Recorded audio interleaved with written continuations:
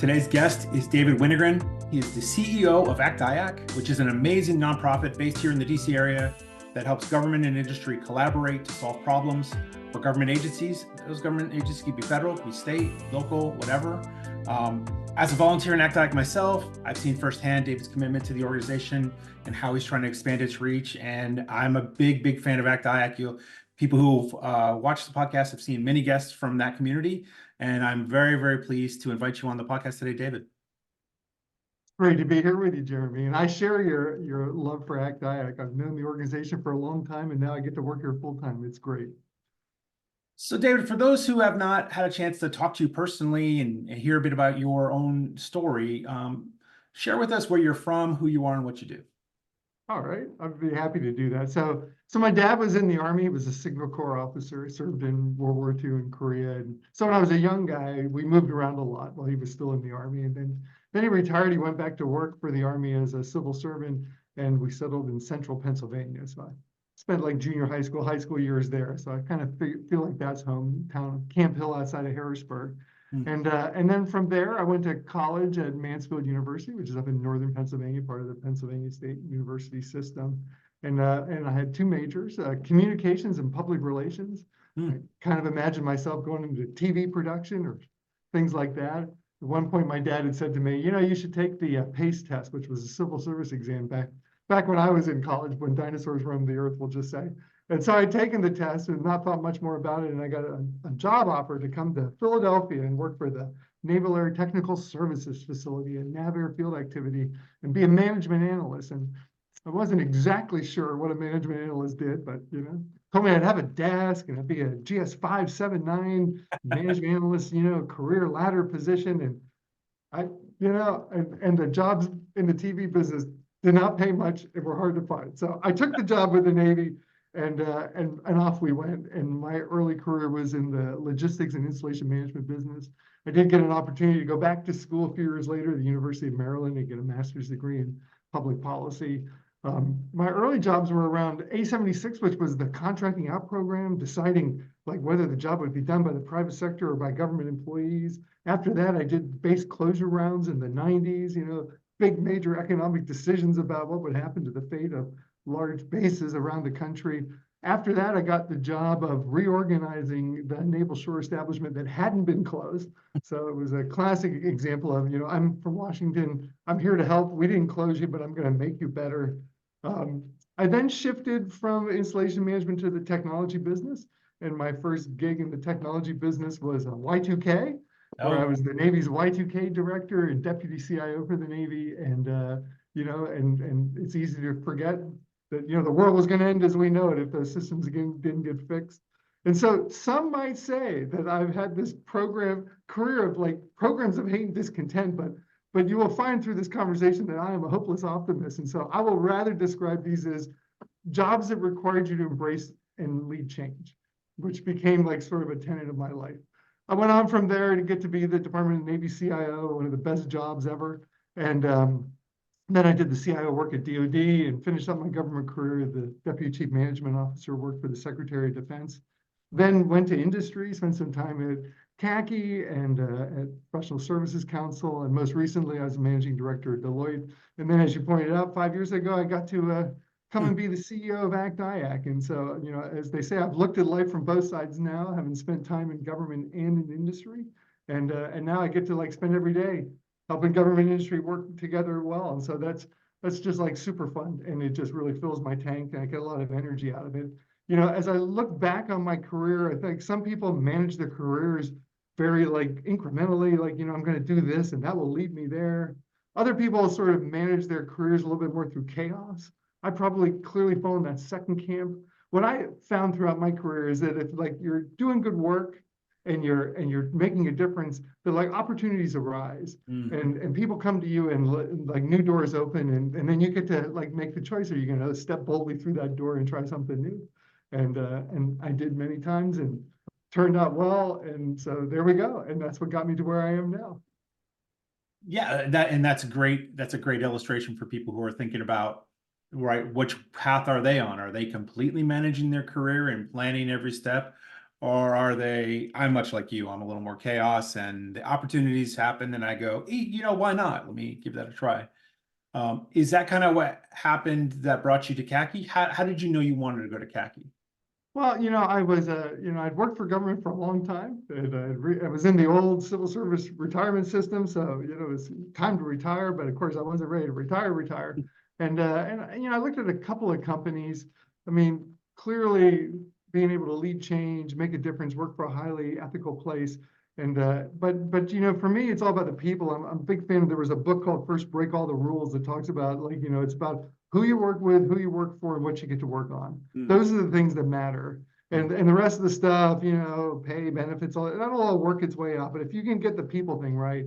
And so I ended up I'll say the two people that I most wanted to work with there was a woman named Ann Altman at IBM, ran federal IBM, who I just had great admiration for.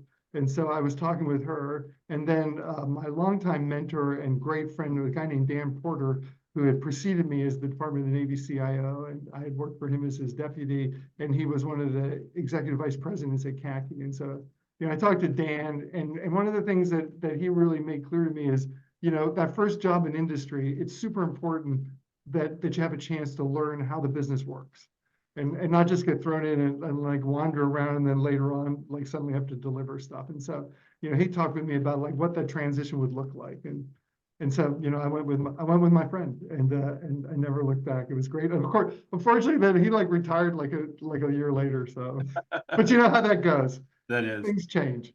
Well, and then it was about that same time frame you were looking at PSC, I think, right? Yeah, well, like I said, I was minding my own business. This seems to be a recurring theme. I was minding my own business, and Stan Soloway, another great guy that I've learned so much from over the years, was running PSC and wanted to expand their technology portfolio and asked me to come and do that. It was an offer I couldn't refuse. So I went and did that for a few years. That was great. And then I had a couple of friends who worked at Deloitte, and they made a similar conversation with me, and off I went to Deloitte. Deloitte's a fabulous company. I really enjoyed working there. I was a managing director, and it was great.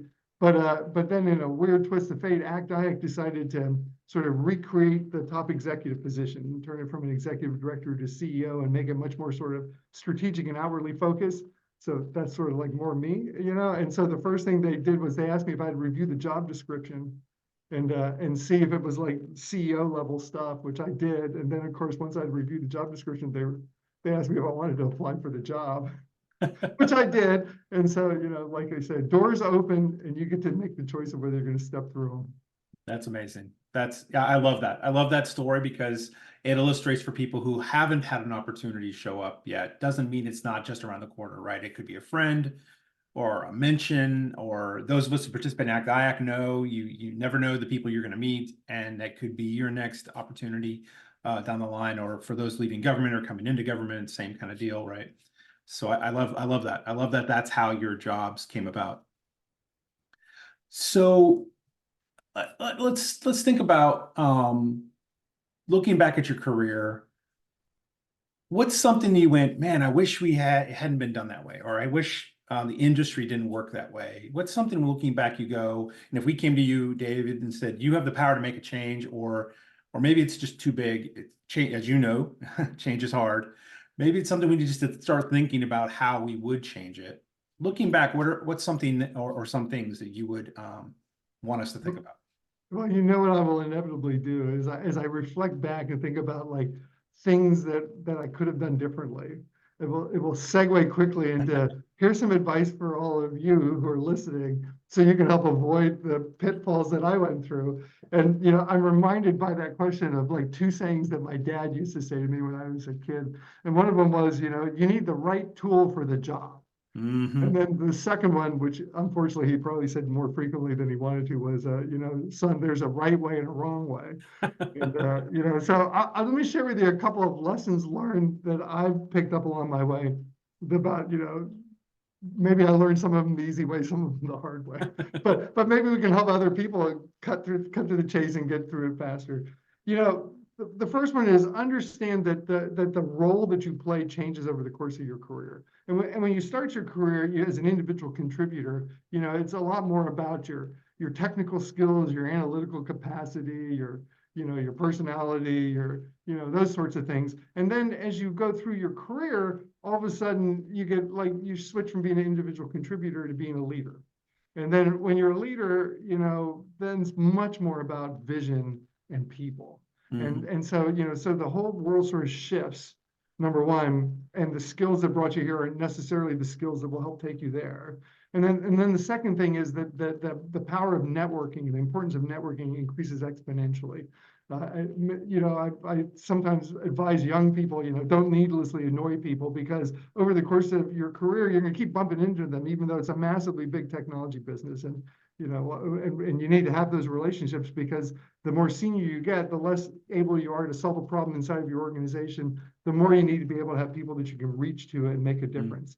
So that's the first thing. The second thing is to sort of foot stomp that idea about leadership is all about people and who's going to follow you, and the power of thinking about things like covenant leadership and the obligation that you have to your team and your organization is just so important. And I'm struck by a couple of leadership quotes that I love. One of them is Peter Drucker says, good leaders make people's strengths effective and their weaknesses irrelevant, which is a great thing to think about. Like when you hire somebody, are you hiring to the job description, or are you hiring the best available draft choice?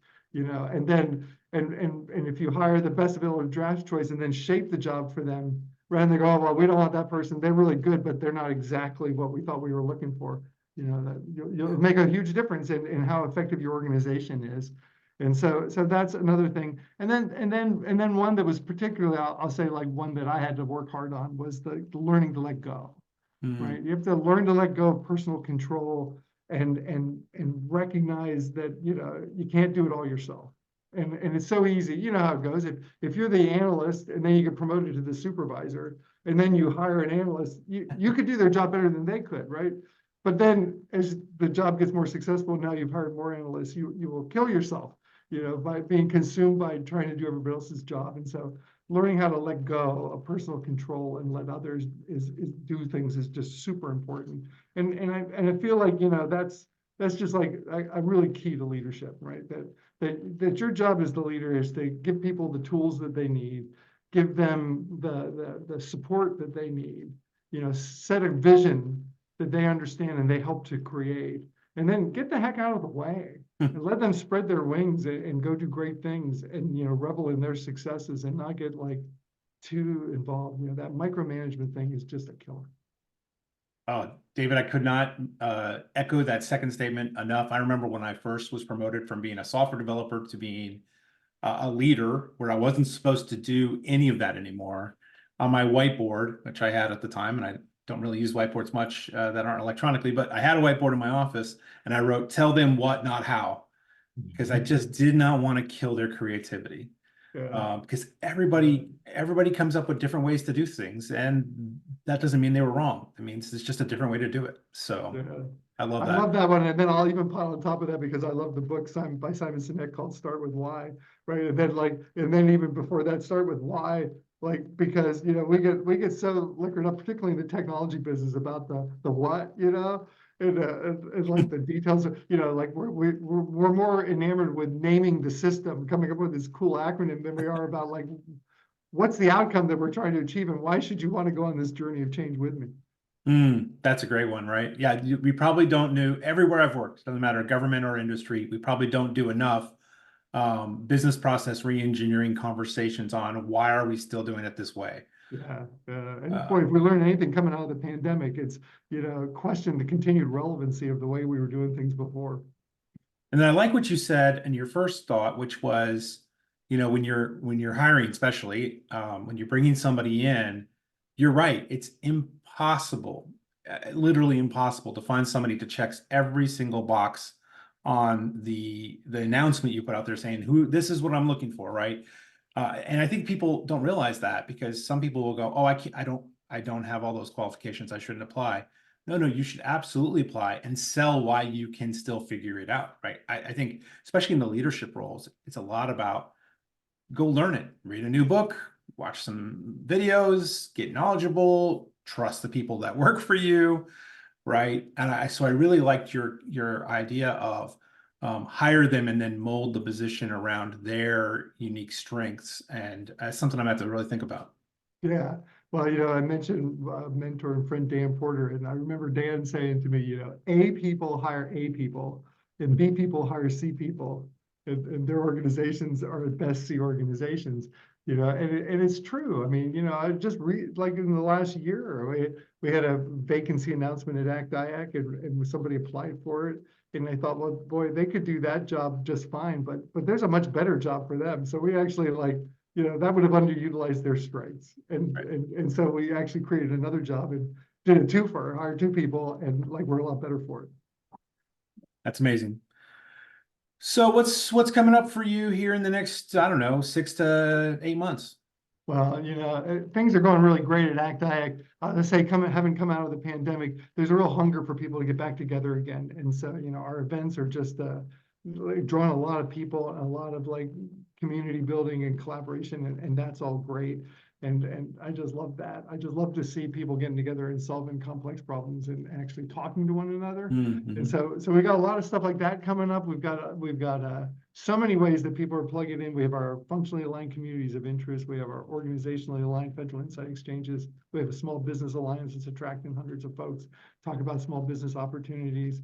We have events going on just about all the time. So, if you check out our website, there's at least an event a month of significant size. And of course, we've got our two flagship conferences. We got our Emerging Technology and Innovation Conference in Cambridge, Maryland in May.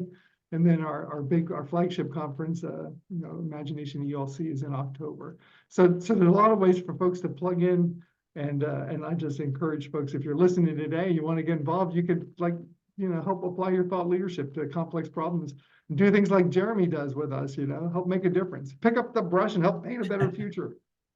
I will echo that, because those conversations I've had in the communities of interest, where I spend a lot of my time talking to industry and other government people. So sometimes government people get nervous about talking to industry. We realize there are other government people involved as well.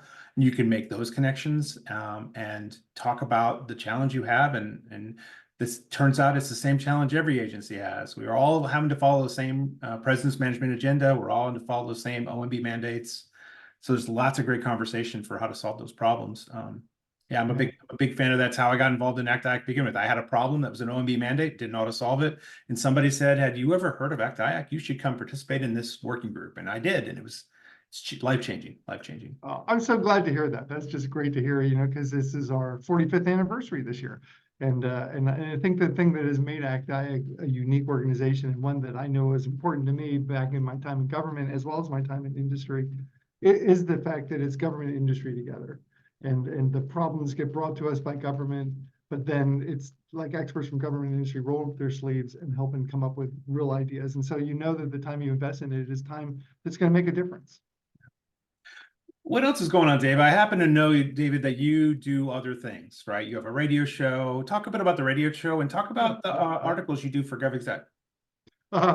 Yeah, well, I can't keep my mouth shut, apparently, and I gotta keep talking about change is hard, but we need to do it. And so, yeah. So ACT-IAC has a monthly radio show on Federal News Network called Accelerating Government with ACT-IAC. I encourage your listeners to tune in. You can get it through the ACT-IAC website or the Federal News Network website, or you can get it through your podcast. We do it once a month, and I'll say the general theme is what's going on in the technology business, federal technology market, but it also has a pretty heavy leadership bent, because I just can't help myself. So we do that, and then yes, you're right. Periodically, I opine. We've had a long time relationship with Federal Computer Week now, Federal Computer Week Next, as part of GovExec, and so yeah. So my most recent column that just came out last week was about the promise of AI, but also I couldn't help myself because the latest FITARA scorecard had just come out, so also sort of weaved in how doing oversight the right way could help accelerate the adoption of effective AI solutions too. So I weave the two thoughts together, because clearly, if you look around the world right now, anything that ACT-IAC does around emerging technologies like AI is just like a big draw. Yeah. But there's huge power and difference between, I'll say, gotcha oversight and actually measuring the progress of your plans. Mm-hmm. And could you imagine a future a congressional oversight hearing that was about, Agency A, you developed a technology modernization plan. It's 6 months later, we'd like to review that plan with you and see the progress you're making or lack thereof. and how much more powerful that would be than like, aha, you did something wrong, right? And Right. it's so easy in the DC area, to complain about things and to poke at what's wrong. But if you could sort of help inspire what's right and measure the progress of your plans, we'd be in a better place. That's amazing. Well, David, I really, really appreciate you taking the time to come on the podcast, talk about your career, talk about your journey, talk about your thoughts. You are always an inspiration, and I enjoy hearing your thoughts on leadership and everything else. So thanks again for joining me. Absolutely. Thanks for having me, Jeremy.